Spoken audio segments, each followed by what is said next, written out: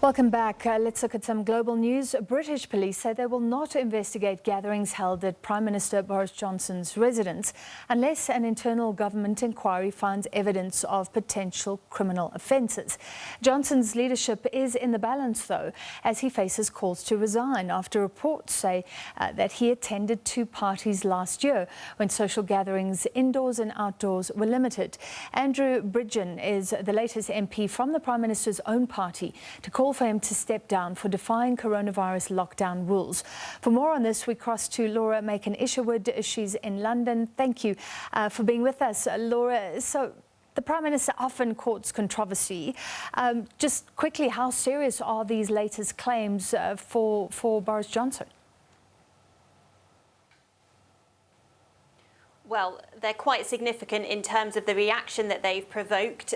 Opposition parties, including Labour, of course, and then also the SNP and Liberal Democrats, who are also the parties that are in government, are all calling for the Prime Minister to resign, though.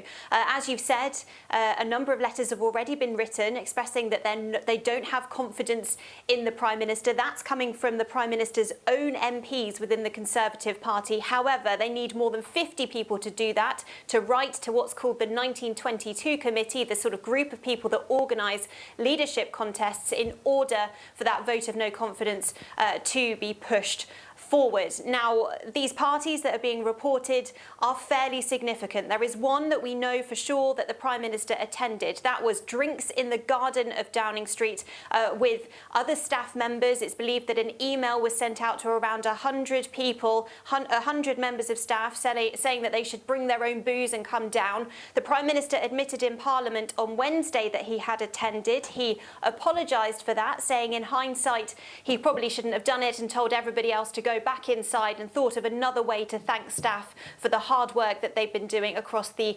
entirety of the pandemic. But understandably, there has been furious reaction, because at that time, the public, the general public, were asked to stay away from other people. They were under pretty significant lockdown restrictions, and all the while, people in government who were supposed to be obviously pushing for those to happen were seemingly bending the rules. Now, the Prime Minister has said that we need to wait for the results of an inquiry that is currently underway before any further moves or the such like are taken. However, in the time since Wednesday, we've now got more reports that further parties took place within Downing Street. We don't understand that the Prime Minister was there at those ones, but two leaving parties for members of staff who were departing Downing Street are supposed to have taken place in the basement of Downing Street.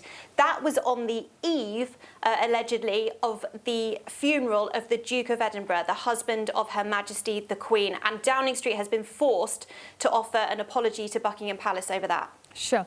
So the Prime Minister hasn't said anything or hasn't declared any knowledge that those two parties were going on or anything like that?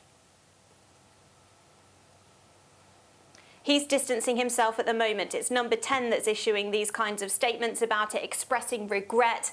The Prime Minister has only said that he was at those drinks in the Downing Street garden with some members of staff. So at the moment, he's battening down the hatches a little bit, staying away from these calls to resign. He's not seemingly looking like he wants to go anywhere. But of course, the pressure is now mounting with more of his own Conservative MPs saying that they don't have confidence in him.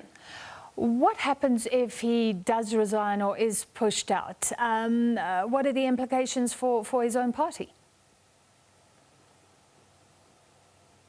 Well, if he does resign, now that would lead, of course, to another leadership contest. We've seen many of those within the Conservative Party over the last few years.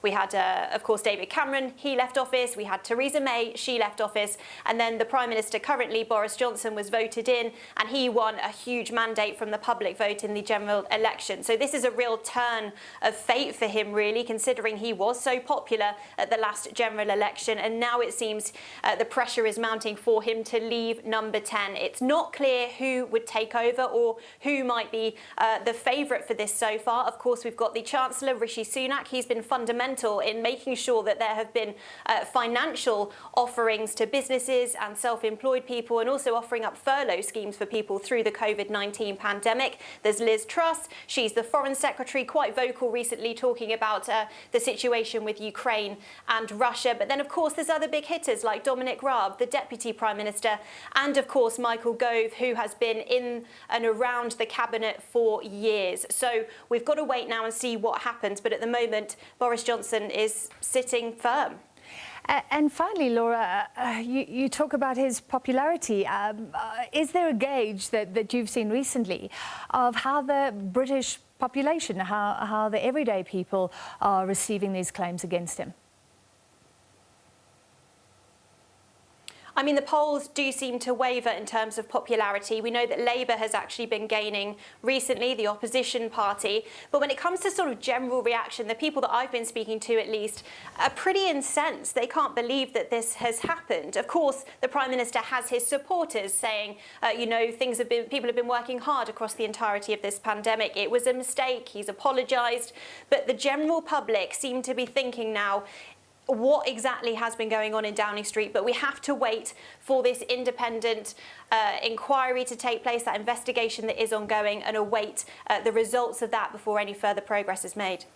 All right, thank you. Our correspondent in London, Laura Makin-Isherwood.